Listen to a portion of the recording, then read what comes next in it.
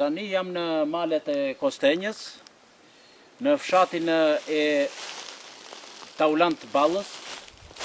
dhe po të shikoni me vëmendje se si po shfarosen pyet nga një firmë private me bekimin e çunit të fshatit që me të vërtet po e shkatron këtë masiv pyjor.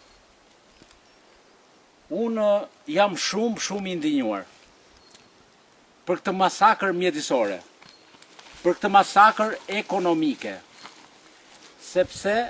në fuqi ka 6 vjet apo 7 moratoriumi për pyet,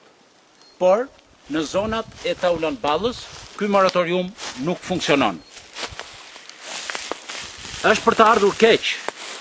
se si priten këto dru lisi, dru pishe, që janë për nga vetë biodiversiteti të një rëndësie të veçantë. I dashur gazetar, shiko me vëmendje se çfarë katraure, se çfarë masakre është bërë në këtë territor. Nuk po flas për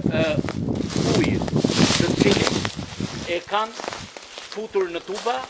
dhe kanë prishur ekosistemin, por po flas për këto bukuri natyrore, për këto pasuri prallore që na ka falur Zoti, dhe Taulant Balla, djali i zonës, përfundimisht e shkatroi këtë zonë. Absolutisht nuk ka ndjesinë dhe mësurinë e të banimit të prindërve të vet, të gjyshëve të vet dhe të paraardhësve të vet.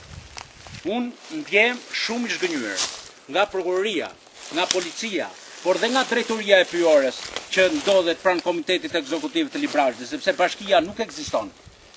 Absolutisht kjo drejtori drejtohet nga një inxhinier dhe ai të paktën vetëm për atë që është arsimuar duhet ishte këtu dhe madje të jepte dhe dorëheqje, por duhet bënte gjithçka që të